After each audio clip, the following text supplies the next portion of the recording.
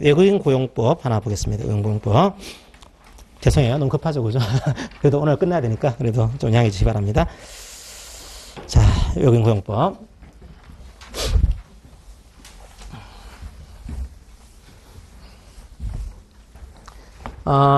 외국인 고용법은 과거에는 이게 우리나라 비자가 있는데요. 이 비자 중에서 E9 비자하고 그다음에 H2 비자에 적용되는 케이스 법입니다. 이게. 자, 여기 이제 단순 노무 인력 하는 그런 비자고요. H2 비자는 이제 방문 취업 비자. 그러니까 외국 국적 동포분이 오셔가지고 일할 때 필요한 비자. 요거에 대한 그 법으로 이해하시면 됩니다. 이게 왜 만들었는가 하면 과거에는 우리가 어떻게 했는가 하면 이런 분들 들어올 때요. 이게 산업연수생이라고 했습니다. 과거에는. 산업연수 학생. 요런 제도를 가지고 있다 보니까 생이란 말이에요. 학생이니까 노동자로서 인정이 안 되는 겁니다. 임금 착취 같은 게 많았어요. 많다 보니까 이런 데도 인권 침해 문제가 있다라고 세워버리고 차라리 워크 퍼밋으로 도입하자라고 해서 고용허가제를 도입한 겁니다. 이제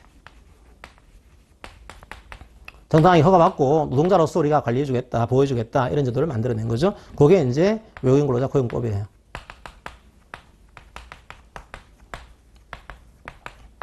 그래서 이제 H9 비자라든지 이제 외국적 동포에 대한 특례 비자 이런 거 할 때 이거 적용하겠다 이렇게 보시면 돼요.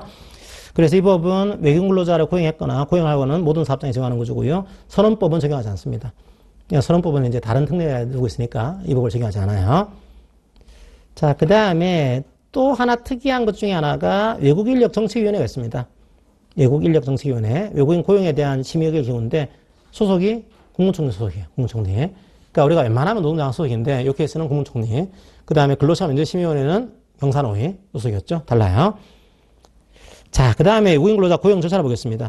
외국인 근로자 고용 절차를 보게 되면 첫 번째로 내국인 구인 노력을 무조건 해야 됩니다. 이게 항상 외국인 고용과제의 가장 논쟁이 심한 것 중에 하나는 내국인 근로자의 일자리를 뺏어가는 거 아니냐 이런 논쟁이 있거든요. 그래서 일단은 내국인 있으면 그 내국인을 먼저 사용을 하고 안 될 경우에 고용해라 이렇게 한 거죠. 그래서 먼저는 내국인에 대한 구인 노력을 아까 봤지만 직업안정기관에다가 신청하는 겁니다. 고용센터에다가 먼저 신청하고 신청했는데 안 돼요 이게. 안 될 경우에 이제 도저히 안 됩니다. 외국인 우리가 근로자 고용하겠습니다. 허가해 주세요. 허가를 신청하는 거죠. 신청을 사용자가 합니다 이제. 자, 그래서 신청을 해가지고 3개월 동안 이 신청 기간은 유효한데요. 그러면 직업안정기관의 장이 적격자를 추천을 해요. 이미 이제 외국에서 우리나라 들어오시기 위해서 이제 한국 능력시험 보시고 이미 명부가 작성이 되어 있습니다. 그래서 요분 중에서 적격한 분을 추천합니다, 이제. 그러면 추천하게 되면은 이제 이분이 그럼 그렇게 할게요 라고 하게 되면은 양거로 3번에 고용 허가를 해주고요. 고용 허가서를 발급을 해줍니다. 누가요? 직업안정기관에 장만합니다, 이거는 민간은 안 돼요, 무조건. 이거는 다른 사람이 개입할 수는 없습니다. 자, 그렇게 여러분들이 이해하시고요. 자, 그러면 이제 고용허가를 했습니다. 그럼 뭘 해야 될까요? 일을 해야 되니까 근로계약을 체결해야 됩니다, 근로계약을. 자, 근로계약 체결 첫 번째. 고용허가서 발급일로부터 3개월 안에 근로계약을 체결해야 되고요. 근데 근로계약을요, 마음대로 바꿀 수가 없어요. 이거 만약에 마음대로 사업주가 입맛대로 바꾸게 되면은 외국인 근로자 인권 침해 문제가 생길 수가 있습니다. 그래서 표준 근로계약서를 사용하도록 되어 있고요. 그 다음에 지금 근로계약을 체결할 수준이 안 돼요. 이분은 외국에 있고 체결 안 되는 겁니다. 그래서 이 근로계약은 산업협력공단이 대행할 수 있습니다. 산업협력공단이 대행할 수 있다 그렇게 하시고요. 자, 그 다음에 이제 그분이 이제 계약을 체결하고 난 다음에 우리나라에 들어옵니다. 들어오게 되면 일을 하시겠죠, 그죠? 얼마까지 일할 수 있을까요? 주의하셔야 돼요. 자, 근로계약 체결일부터 3년? 그렇지 않습니다. 입국일부터 3년이에요. 입국한 날부터 3년. 그러니까 이분은 이제 근로계약을 체결했다고 하더라도 아직 외국에 있잖아요, 그죠? 그러니까 우리나라에 들어온 날부터 3년까지 취업할 수가 있습니다, 이게. 입국일부터 3년이에요. 자, 그렇게 하시고요. 그 다음에 정확하게는 입국일부터 3년인데, 연장할 수 있습니다. 3-2까지 가능해요. 3-2까지. 기간 연장 첫 번째. 3년 만료가 된 다음에, 사용자가요, 이분 너무 잘하신다. 우리가 한 번 더 고용하겠습니다. 허가를 해주세요. 요청하게 되면은 1회 안에서 2년 미만 범위 안에서 기간 연장할 수 있습니다. 그 정확하게는 3년-2년까지 가능해요. 원래 실무적으로는 이제 원래 4년 10개월까지 할 수 있거든요. 근데 그거, 계속 말씀드렸다. 잘못 들었다. 말씀드리면 항상 말씀드린 게 기억나더라고요. 법적으로는 5년 그냥. 3년-2년. 그렇게 하시면 돼요. 실무적으로는 4년 10개월인데 그냥 3년-2년으로 이해하시면 되겠습니다. 그 다음에 감염병 확산은 이게 코로나 때문에 문제니까 요거는 넘어가세요, 그냥. 이게 원래 3년-2년인데 1년까지는 연장할 수도 있다. 이런 내용이 있지만 넘어가시고요. 자, 그럼 이분이 3년 더하기 2년까지 하고 난 다음에 이제 외국으로 나가야 됩니다. 이제 나가고 난 다음에 다시 들어올 수 있어요. 자, 몇 개월이 지나야 들어올 수 있는 거냐? 6개월입니다. 자, 6개월이 지나면은 재취업할 수 있다. 이렇게 하시고요. 그러니까 3년 더하기 2년에다가 이제 나가시면은 6개월 지나면은 들어올 수 있다. 근데 어떤 근로자들은 한 달만 지나더라도 다시 들어올 수 있습니다. 이런 근로자가 있어요. 뭐 상세히 보진 않겠습니다. 그러니까 이분이 아주 열심히 근로 잘하신 거죠. 우리 사업장에서. 그래서 이 회사에 있는 동안에 사업장 변경을 안 했고, 그 다음에 이제 일하는 사용자는 문제는 있었지만 이분은 별로 문제가 없었고, 뭐 회사가 휴업을 했고 이런 케이스였는데, 어쨌든 간에 뭐 그런 일부 요건에 해당하게 되면은 이분은 6개월이 아니고 한 달만 지나더라도 재취업할 수 있다. 이런 내용으로 이해하시면 되겠습니다. 자, 요거까지는 아직 기출이 안 되긴 했는데요. 그냥 보세요, 그냥. 6개월이 지나면 재취업 가능하다. 이렇게 하시고. 자, 어쨌든 뭐, 이제 좀, 가운데 과정은 좀 지나치게 나간 거고요. 이제 근로계약을 작성하게 되면은 사증 발급 인증서를 또 신청합니다. 요거는 사용자가 대리해서 해줘요. 사용자가 사증 발급 인증서를 대신 신청해준다. 그 다음에 사용자가 또 하나 잘 나온 것 중에 하나가 고용허가를 최초로 받은 겁니다. 이때는 사용자가 교육을 받아야 돼요. 사용자가. 자, 정확히는 최초로 받은 사용자는 교육받아야 됩니다. 외국인 근로자는요, 입국한 다음에 취업교육을 받아야 돼요, 이제. 자, 교육해주는 기관들이 있습니다. 자, 요게 이제 그 E9 비자에 대한 기본적인 골자로 이해하시면 되고요. 자, 그 다음에 H2 비자가 있습니다. 요거는 뭔가 하면은 우리나라에 방문 취업 비자를 가지고 들어오신 분이에요, 이제. 그러니까 이미 우리나라의 외국 국적 동포분인데 뭐 이제 중국이라든지 러시아라든지 여기서 우리나라 국적을 가지고 들어와 있는 동포분들, 그런 분들에 대해서 이 사업장에서 좀 특례 고용하겠습니다. 요걸 신청할 수가 있어요. 그러면 그분들을 고용할 수가 있는 겁니다. 이게 그런 제도. 자, 건설업이 될 수도 있고 뭐 제조업, 뭐 서비스업, 제조업, 농업, 광업. 특히나 이제 여러분 보시면 요식업 쪽에도 많이 계시죠, 그죠? 예, 이런 많이 계십니다. 그래서 이제 해당 H2 비자 갖고서 들어오신 분, 이런 분들이에요. 자, 어떻게 하는가 하면 이분은 이미 우리나라에 들어와 계신 거예요. 그래서 취업도 받고 이제 지역안전기관한테 구인 신청을 하고 있는 그런 상황입니다. 하고 있는 상황인데 사업주가 우리가 그런 사람 좀 채용하고 싶어요. 그래서 특례 고용 가능 확인이라고 합니다. 특례 고용 가능 확인을 신청을 해요. 그러면 이제 지역안전기관이 이 특례 고용 가능 확인서를 발급해 줍니다. 그래서 명부가 있는 그 등록자가 있는데 그 중에서 채용하는 구조입니다. 그럼 이제 근로를 해요. 근로하게 되면 신고해야 됩니다, 이제. 나중에 근로했는데 신고 안 하면은 나중에 잘못되면 이제 이런 분 사용 못 해요, 앞으로. 당분간은. 그러니까 신고를 해야 되고요. 그럼 이분이 이제 특례 고용 가능 확인을 받아가지고 근로를 했습니다. 그러면요, 3년까지 유효합니다, 이게. 기타 보시게 되면 3년, 유효기간 3년이다. 다시 2년 연장할 수 있어요. 똑같아요. 3+2까지. 취업활동 기간이 3년인데 3년 지나고 난 다음에 재고용 허가를 신청하게 되면 한 번에 안에서 2년까지 기간 연장 가능하고요.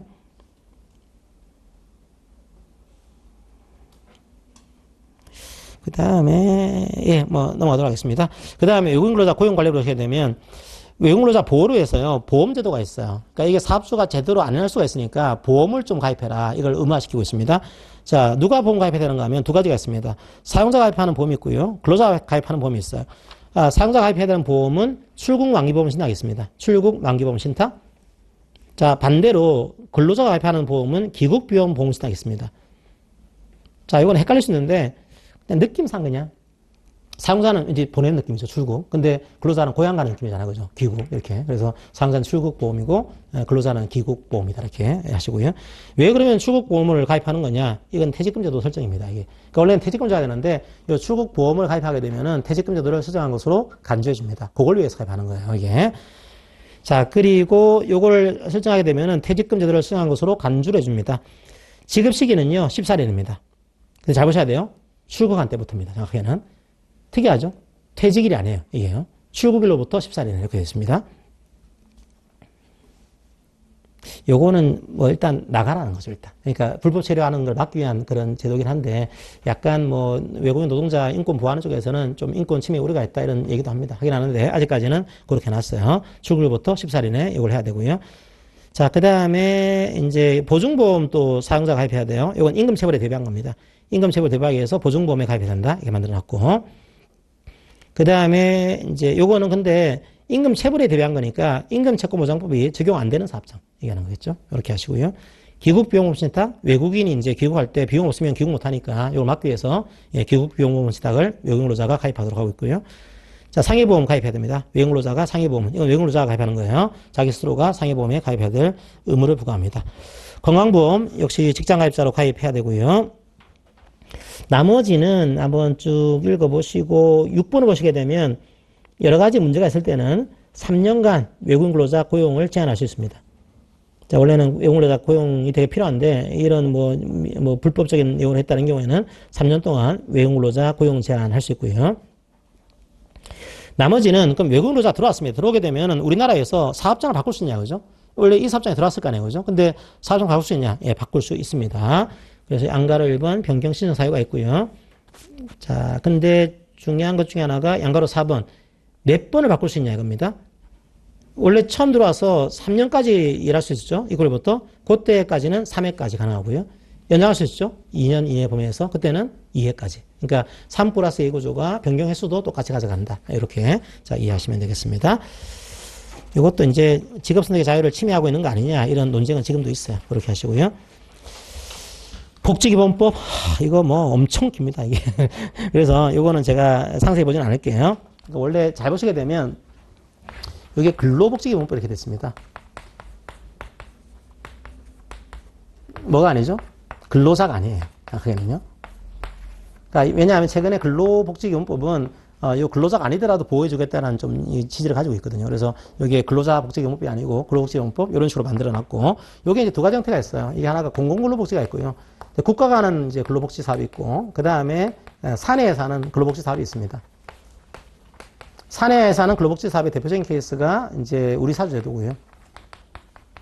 그 다음에 우리 사내 근로복지에서 하는 대표적인 제도가 사내 근로복지 기금제도입니다. 기금제도는 이제 이거 법인으로 해야 됩니다. 기금 법인이 되는 거죠, 이게.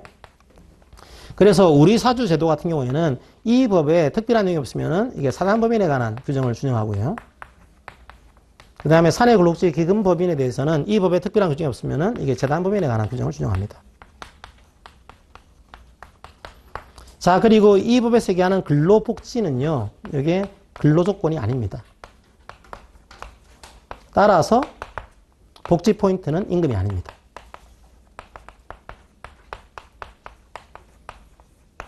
자, 이런 논리를 가지고서 여러분들이 내용을 좀 이해하시면 될 것 같아요. 그래서 몇 가지 보시게 되면 기본 원칙을 볼까요? 2번 기본 원칙. 기본 원칙에 누구를 좀 우대해주라 이게 나와 있는데, 뭐 다음 중 우대하는 사람이 아닌 것은 그렇게 나오긴 하는데 좀 그래요. 제가 볼 때는 중소 영세기업 근로자, 기간제 근로자, 단시간 근로자, 파견 근로자, 하청업체 근로자, 저소득 근로자, 장기경속 근로자, 요분들은 좀 우대해줘라 이런 내용을 원칙으로 담고 있습니다. 자, 나머지 양가로 3번으로 올게요. 자, 양가로 3번을 보시게 되면 이제 선택적인 복지제도가 있고요. 그 다음에 근로자 지원 프로그램이 있습니다. 그 다음에 성과 배분 제도가 있고요. 발명 등의 보상 제도가 있습니다. 다 구조가 되어 있을까요? 사용자가 노력해라. 그러니까 복지제도를 반드시 해야 되는 거냐? 그럴 필요는 없어요. 노력해라 되어 있고요. 근로자 지원 프로그램, 뭐 근로자 상담하고 이런 프로그램인데 이것도 한번 노력해봐라 이렇게 되어 있습니다. 성과 배분, 가급적이면 노력해라 이렇게 하고 있고요. 발명 보상, 이것도 노력해라. 여러분들 이게 의무장이 아니고 노력장으로 만들어놨다고 하는 거, 그것도 여러분들이 이해를 하시면 되겠습니다. 자, 그렇게 하시고 잠깐만 쉬었다가 이제 교노조법으로 좀 들어가보도록 하겠습니다. 한 8분 쉬었다가 10분에 딱 들어가는 걸로 그렇게 하겠습니다. 한 법당 15분씩 해볼게요. 이렇게 해서 진행을 해보도록 하겠습니다. 예, 잠깐 쉬겠습니다.